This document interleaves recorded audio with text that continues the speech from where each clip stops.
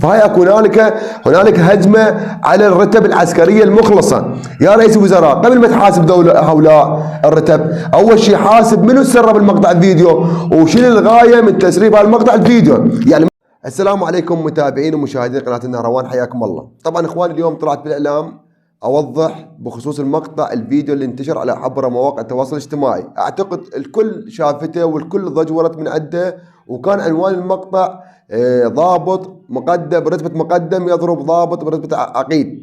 فاخواني يوم طلعت لسببين. السبب الاول العقيد اللي انضرب اول شيء ابن عمي وقريب علي وجيراني، لان هذا الشخص انا عايش وياه واعرفه شنو هالشخص اخوان، ومعروف من عائله معروفه في محافظه بابل اخوان. والسبب الثاني كامانه علميه او كمن الناحيه الاعلاميه، حبيت اوضح هذا المقطع اللي انتشر في مواقع التواصل الاجتماعي. هذا مقطع مزاح بين 3 ضباط في اثناء الاستراحه. يعني مثل ما تعرفون اغلب الموظفين هسه في كل دوائر الدوله يقعدون يشاقون ويضحكون ويوصل الشغل اكثر من اللازم.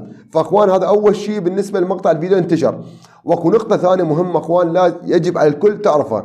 هذا المقطع فيديو اول شيء اخوان قديم، هاي النقطه الاولى. النقطه الثانيه اخوان، المقطع الفيديو طويل جدا. ليش تسرب بس هاي الصغير 37 ثانيه؟ ليش يردون يوضحون للعالم اهانه للرتبه العسكريه اخوان هذا المشكله لازم نوقف عليها. يعني كل مواقع التواصل الاجتماعي عجت وروجت هذا المقطع اهانه الرتبه العسكريه. اخوان بالنسبه للحقيقه المقطع يمكن اكثر من 5 دقائق واكثر، في مزاح بين الضباط اثناء الاستراحه. ليش انتشر بس هذا اخوان؟ هاي النقطه الثانيه. اخوان النقطه الثالثه بالنسبه لعقيد ليث انا اعرفه ويعرفني كل الزين اخوان، انسان مجاهد وساحات المعارك كلها تشهد.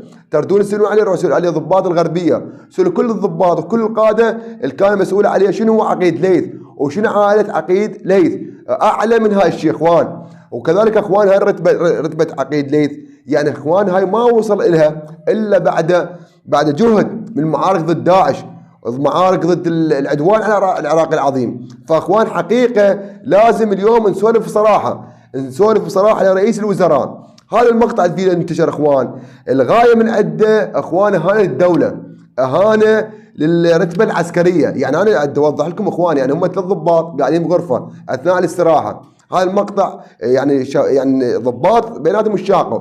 المقطع اخوان احنا نريد من رئيس الوزراء، نطالب رئيس الوزراء، وزير الدفاع، وزير الداخليه، رئيس اركان الجيش، اذا كنتم منصفين عيفوا هذا المقطع انتشر بمزاح. يجب حمايه الرتب العسكريه المخلصه للوطن. هسه الضعفاء النفوس كل واحد حاط له كاميرا ركض وراهم وصيد بالماء. رئيس الوزراء اذا كنت جاد في حمايه الدوله اول شيء تحاسب من اللي يسرب هيجي.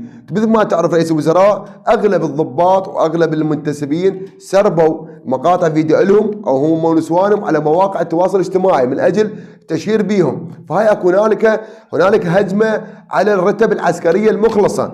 يا رئيس الوزراء قبل ما تحاسب هؤلاء الرتب اول شيء حاسب منو سرب المقطع الفيديو وشنو الغايه من تسريب هذا المقطع الفيديو. يعني مثل ما وضحت لك رئيس الوزراء والناس، يعني رتبه عقيد، هذه رتبه عقيد ما اجت عليك يا الله وما اجت وحيده، هذه رتبه عقيد اجت بعد مكافحه وقتال مع داعش حتى وصل هاي الرتبه. يجي ضابط رتبه عقيد او عميد يهين نفسه من اجل مقطع فيديو مزاح بين ضباط اثناء الاستراحه.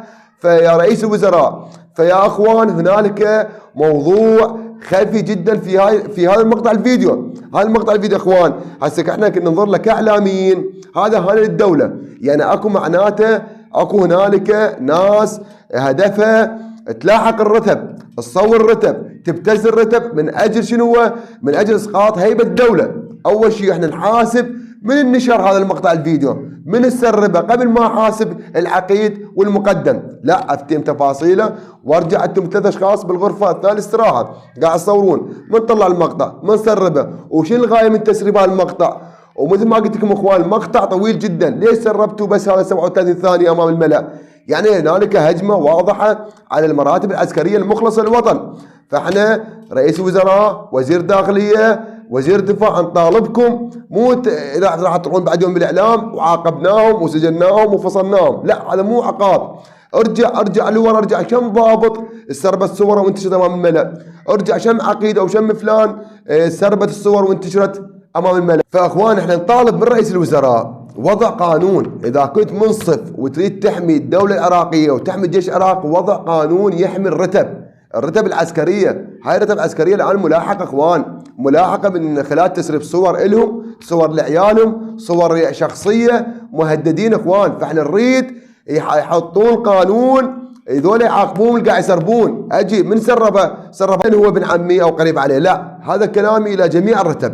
يعني مثل ما تعرفون اخوان الضابط عنده اهل، عنده عشيره، يطبوا ويطلع ويروح، فالناس قاعد تلاحقهم تصورهم تبتزم.